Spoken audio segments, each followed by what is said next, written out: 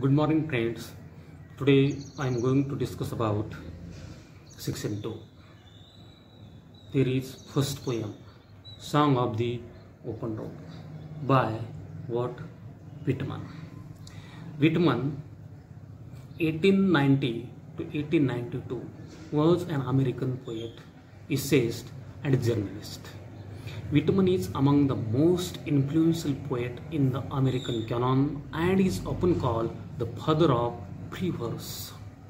He grew up in Huntington in family with difficult economic status. His major work, Leaves of Grass, was published in July 1855. His O Captain, My Captain, a poem written on the death of Abraham Lincoln, is widely popular. The section of the Song of the Open Road from Leaves of Grass is a beautiful blend of self-awareness, free will and tenderness of heart. It gives us poets realization that along the journey of life one will face a test of wisdom which is not tested in any school or university. A road is something everyone uses, whether rich or poor, and it forces all levels of people to associate with one another. The road signifies mobility. Mobility means गतिशीलता, हालचाल ज्याला आपण म्हणतो.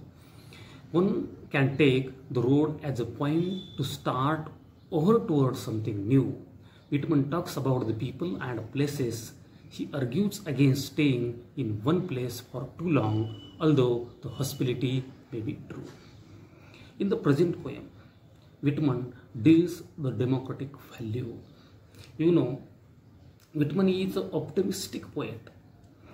He has written many poems, essays, journals, and all in his writing he deals the value of democracy, the value of freedom, the value of self-reliant. Whitman, I mean to say that every poem, every line has two types of meaning. There is one, surface meaning and deep meaning. In present poem, Whitman has also gives us one message. One example I will give, that Mending Wall. Mending Wall is a one poem written by Whitman. And that poem, there is first line, something there is that doesn't love a wall. I mean to say that every line have two types of meaning. One is surface meaning and another is deep meaning. The first poem, first line, the title of that poem, Mending Wall by Whitman. And there is first line, something there is that doesn't love a wall. It means in Marathi, something there is that doesn't love a wall. कोणीही उठलं की सुटलं भिंतीवर प्रेम करणे. पण विटमनला तो अर्थ मान्य नाही. तो सरफेस मिनिंग झाला. डीप मिनिंग तो काय म्हणतो, त्याच्या पुढे जाऊन त्याला सांगायचं, something there is that doesn't love wall. It means there is no need wall between religion to religion, caste to caste, state to state, nation to nation, man to man. जी जाती जातीमध्ये, धर्माधर्मामध्ये, पंथापंथामध्ये, प्रांतामध्ये स्त्री आणि पुरुषांच्यामध्ये जी भिंत निर्माण केलेली आहे त्या भिंतीवर प्रेम करू नका असं तो म्हणतो. आणि तो डीप मिनिंग आहे, तो मॅसेज आहे. तसंच सच type of message Whitman has given to us in the present poem, and that is optimistic, self-reliant, democratic value is useful for every person. First of all, I will read and then explain line by line. Student, Whitman is a world famous poet. All his poems, Whitman जे काही लिखाण केलेले आहे त्या प्रत्येक लिखाणामध्ये कविता असेल, निबंध असतील, जर्नल्स असतील, प्रत्येकामध्ये मानवाला मानवता शिकवण्याचं काम, लोकशाही मूल्ये किती महत्त्वाची आहेत हे सांगण्याचं काम विटमननं त्याच्या लिखाणामध्ये केलेलं आहे. अँड सो, आणि म्हणूनच त्याला 4 वेळा पुलिझर प्राइज नावाचं साहित्यासाठी दिलं जाणारं अमेरिकेमधील सर्वोच्च असं पुरस्कार ज्याला आपण म्हणतो तो प्राईज त्याला तिथं मिळालेलं आहे. In present poem song of the open road he gives us optimistic message. He gives us the value of democracy. First of all, I will read loud and then I explain line by line. Song of the Open Road by Walt Whitman. Afoot and light-hearted, I take to the open road, healthy, free, the world before me. The long brown path before me, leading wherever I choose. Henceforth, I ask not good fortune, I myself am good fortune. Henceforth, I whimper no more, postpone no more, need nothing. Next stanza. Done with indoor complaints, libraries, querulous criticism, strong and content, I travel the open road, the earth that is sufficient. I do not want the constellations any nearer. I know they are very well where they are. I know they suffice for those who belongs to them. Last stanza in bracket. Still here I carry my old delicious burden. I carry them, men and women. I carry them with me wherever I go. I swear it is impossible for me to get rid of them. I am filled with them and I will feel them in return. By Whitman. In the present poem, Walt Whitman gives us one message, that is the democracy, that is the freedom. म्हणजे मानवाला लोकशाही किती महत्त्वाची आहे, नुसती लोकशाहीच नाही तर स्वातंत्र्य देखील किती महत्त्वाचं आहे याच्याबद्दलची चर्चा कवीनं या प्रस्तुत कवितेमध्ये केलेली आहे. And as I told you, Whitman is well known for writing free verse, मुक्त लिखाण लिहिलेले फ्री वर्स. आता या प्रस्तुत कवितेमध्ये जर आपण बघितलं तर याच्यामध्ये यमक वगैरे जुळलेलं नाही, फ्री वर्स. जसं एखादा इस्से लिहिलेला असावा तशा पद्धतीनं या कवितेची रचना इथं झालेली आहे. And in present poem he used pronoun I, तो मी म्हणतो, स्वतःपासून त्यानं सुरुवात तिथं केलेली आहे. तसं पाहिलं तर ही जी कविता आहे 1855ला लिहिली गेलेली आहे आणि त्या पिरियडमध्ये अमेरिकेमध्ये यादवी युद्ध झालेलं होतं. जे लीव्ज ऑफ ग्रास हे जे बुक आहे जे पब्लिश झालेलं आहे त्या दरम्यानच्या कालावधीमध्ये ही कविता लिहिली गेलेली आहे. आणि त्या यादवी युद्धामध्ये अमेरिकेमध्ये जे ब्लॅक अँड व्हाईटमध्ये जे यादवी युद्ध झालेलं होतं त्या यादवी युद्धामध्ये लोकशाहीची मूल्य तिथं जोपासणं गरजेचं होतं, म्हणून कवीनं ही कविता तिथं लिखाण केलेली आहे. आता फर्स्ट पोएम बघा. Afoot and light hearted I take to the open road, healthy free the world before me. कवी म्हणतो afoot and light hearted, मी रस्त्याची निवड केलेली आहे, तो रस्त्यानं चालायला निघालेला आहे. Afoot and light hearted, मोकळ्या नाही, लाईट हर्टेड, कसल्याच प्रकारचं बर्डन, बॉदरेशन किंवा टेन्शन त्यानं घेतलेलं नाही. आणि रोड कसा आहे, ओपन. कवितेचं टायटल जर आपण बघितलं, song of the open road. Song हे एक गाणं आहे. Open road, open means free, road means road की ज्याच्यावर कोणीही ये जा करू शकते, गरीब असेल, श्रीमंत असेल, जे कोणी असेल ते. त्याच्यामुळं ओपन हा शब्द वापरलेला आहे. Open is indicate that freedom, is also indicate that the democracy, सगळ्यांसाठी खुलं. आणि त्यानं त्या रस्त्याची तिथं सुरुवात केलेली आहे. आणि हा झाला एक मिनिंग. दुसरा मिनिंग, जसं मी तुम्हाला सांगितलं, प्रत्येक लाईनमध्ये कवितेच्या दोन प्रकारचे मिनिंग आपल्याला बघायला मिळतात. एक सरफेस मिनिंग आणि दुसरा डीप मिनिंग. सरफेस मिनिंगचा जर विचार केला, song of the open road, त्यानं एक गाणं गायला सुरुवात केलेलं आहे ओपन रोडवर. मुक्त अशा रस्त्यावर. पण त्यानं त्याच्या लाईफला देखील तिथं सुरुवात केलेली आहे. जर डीप मिनिंगचा जर आपल्याला विचार करायचा असेल तर लोकशाहीची मूल्ये जोपासण्यासाठी प्रत्येकाने सेल्फ रिलायंट, फ्रीडम अशा पद्धतीचं तिथं आपलं बिहेवियर असलं पाहिजे. हा मॅसेज याच्यामध्ये देण्याचं काम केलेलं आहे. First line, afoot and light hearted I take to the open road. मी मुक्त असा रस्ता निवडलेला आहे. ओपन, खुला, सर्वांसाठी खुला, रिच अँड पोअर, कोणी त्याच्यावर जाऊ शकते. फ्रीडम असणारीही आणि फ्रीडम नसणारेही लोक. Afoot and light hearted I take to the open road. मी जो निवडलेला रस्ता आहे त्या रस्त्यानं मुक्त असं गाणं गात मी तिथं पुढे जायला सुरुवात केलेली आहे. आणि तो कसा आहे? Healthy, free, the world before मी. आणि तो रस्ता जो ओपन रोड आहे तो हेल्दी आहे, फ्री आहे, द वर्ल्ड बिफोर मी. मी त्या जगाकडं जाणार आहे. पण त्या जगाकडं की ज्या जगामध्ये लोकशाहीची मूल्ये जोपासली जातात, ज्या जगामध्ये सर्वांना स्वातंत्र्य आहे, कसल्याच प्रकारची गुलामगिरी नाही, त्या जगाकडे मला जायचं आहे. आणि तिकडं जाण्यासाठी मी जे काही रस्ता निवडलेला आहे तो ओपन आहे, open to all. Next line, the long brown path before me leading wherever I choose. The long brown path.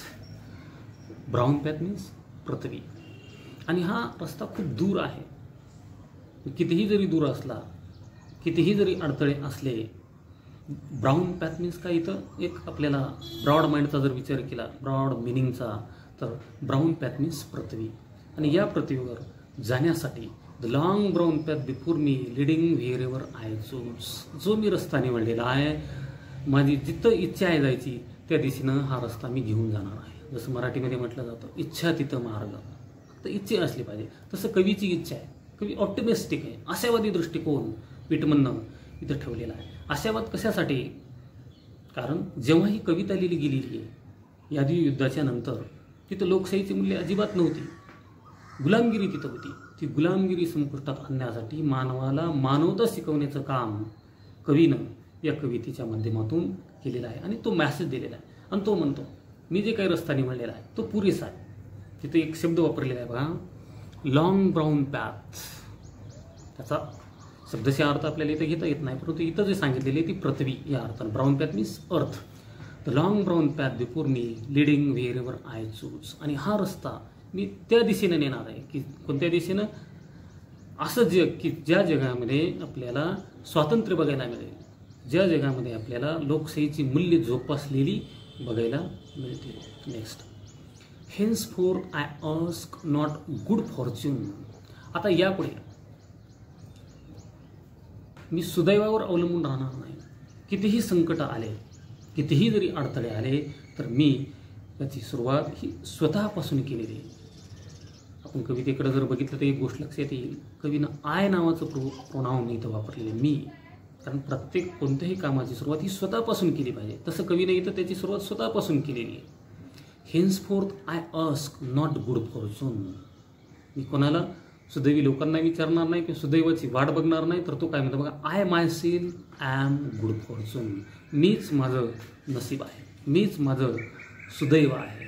जसं असंही म्हटलं जातं बघा, man is a builder of his on फेट. मनुष्य हा त्याच्या नशिबाचा विधाता आहे. तसं कवीने इथं सांगितलेलं आहे. आता मी कशाची वाट बघणार नाही आणि प्रत्येक चांगल्या कामाची सुरुवात ही मी स्वतःपासूनच इथं करणार आहे. पुढं काय म्हणतो बघा, henceforth I whimper no more. Whimper means कुरबुर करणे, तक्रार करणे, काकू करणे.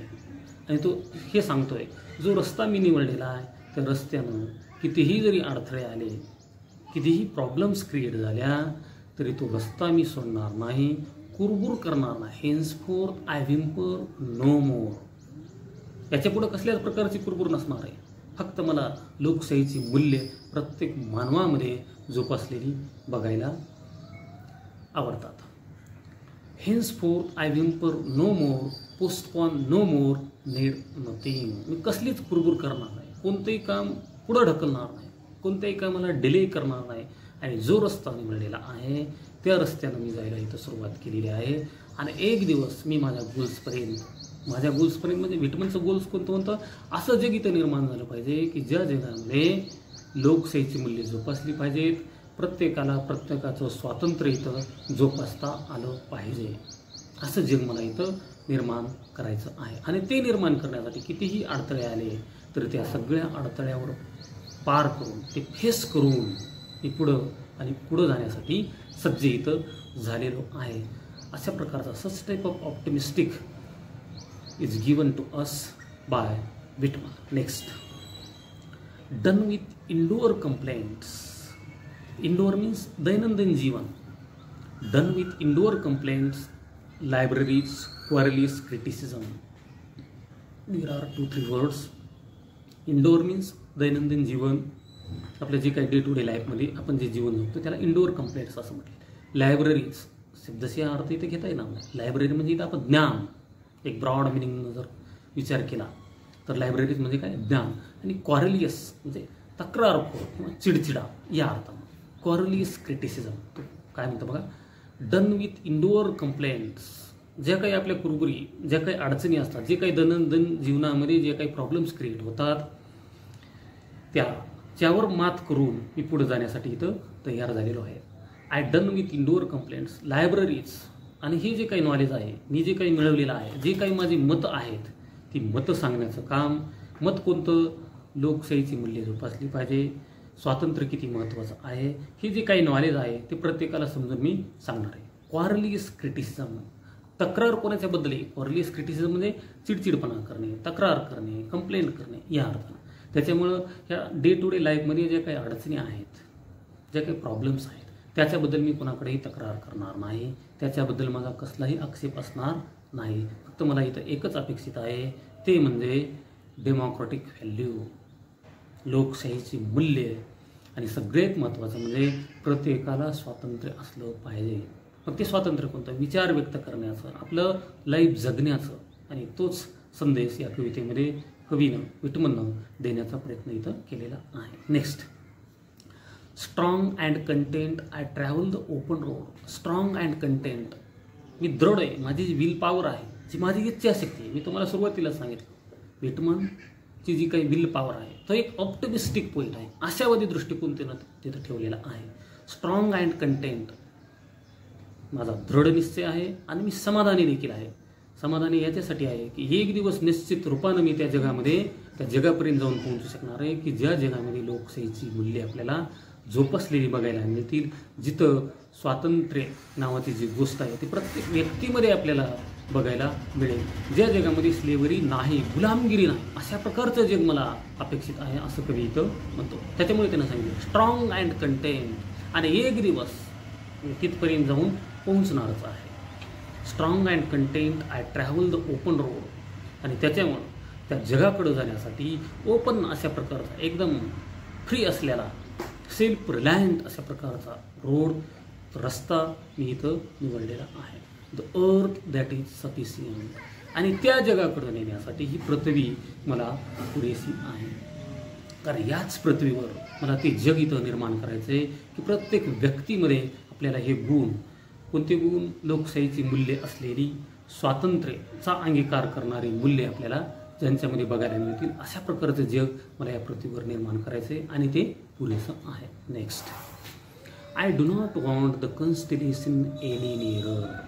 कन्स्टिलेशन्स मीन्स ज्याला आपण नियती म्हणतो, दैव म्हणतो, किंवा या कवितेमध्ये जो मिनिंग अपेक्षित आहे तो म्हणजे आपण प्रभावशाली व्यक्ती, प्रभावशाली ग्रुप, पॉवरफुल ग्रुप थोडक्यात म्हणूया. I do not want the constellations any nearer. मला या प्रभावशाली लोकांच्या सहाय्यतेची बिलकुल गरज नाही, त्यांच्या जवळही मी जाणार नाही. का? I do not want the constellations any nearer. I know they are very well here they are. मला माहिती आहे जे काही पॉवरफुल लोक आहेत त्यांची मदत मी घेणार नाही. त्यांच्या विचारांचं परिवर्तन करण्याचं गाणं मी इथं गात आहे आणि त्यांचे विचार परिवर्तित झाल्यावर तेच माझ्याकडे येतील. मी त्यांच्याकडं जाणार नाही किंवा त्यांची मदत मी घेणार नाही. तो म्हणतो I know they are very well. मला माहिती ते त्यांच्या ठिकाणी ठीक आहेत. Here they are. I know they suffice for those who belong to them. Suffice means काय? गरजा भासणे किंवा पुरे होणे थोडक्यामध्ये. I know they suffice for those who belong to them. आणि जी काही पॉवरफुल लोक आहेत ती त्यांच्यासाठी पुरेशी आहे. पण त्यांच्या विचारामध्ये मला जी भर घालायची आहे ती कोणती भर, कोणत्या ज्ञानाची भर, की लोकशाही मूल्य किती महत्त्वाचे आहेत, स्वातंत्र्य किती महत्त्वाचं आहे. कारण जे यादवी युद्ध अमेरिकेमध्ये त्या काळामध्ये झालेलं होतं ते स्वातंत्र्यासाठीच. तिथं भेद निर्माण झालेला होता. मूळ कारण होतं गुलामगिरी, स्लेवरी, ब्लॅक अँड व्हाईटमध्ये जी यादवी निर्माण झालेली होती अमेरिकेमध्ये, आणि ती यादवी नष्ट करण्यासाठी म्हणजे तिथं स्वातंत्र्य पाहिजे होतं निग्रो लोकांना, त्यासाठीच ते युद्ध तिथं झालेलं होतं. आणि त्यासाठीच ही कविता, हे गाणं व्हिटमननं त्या पिरियडमध्ये, त्या काळामध्ये गायलेलं आहे. म्हणजे प्रत्येकाचं स्वातंत्र्य असलं पाहिजे. अमेरिकेमध्ये जेव्हा ही कविता लिहिली गेलेली आहे 1865च्या दरम्यान, त्या पिरियडमध्ये यादवी युद्ध झालं, काळे आणि गोऱ्यांच्यामध्ये, ब्लॅक अँड व्हाईटमध्ये एवढी गुलामगिरी होती, एवढा अत्याचार त्या निग्रो लोकांवर व्हाईट लोकांकडून केला जायचा. ती निग्रो गुलामगिरी डॉक्टर अब्राहम लिंकनना देखील मान्य नव्हती. आलं का लक्षात?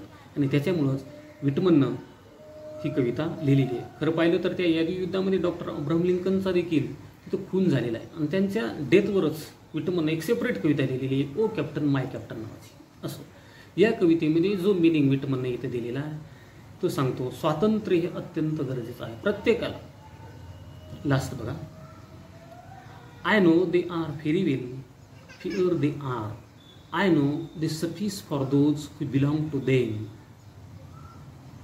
मी कोणीही प्रभावशाली लोकांची मदत घेणार नाही स्वातंत्र्य जोपासण्यासाठी, लोकशाहीची मूल्ये रुजवण्यासाठी. ते त्यांच्या ठिकाणी ठीक आहेत, मी माझ्या ठिकाणी. मला फक्त लोकांच्या विचारामध्ये बदल करायचा आहे, त्यांच्यामध्ये हे माझे विचार पटवून मला तिथं सांगायचे.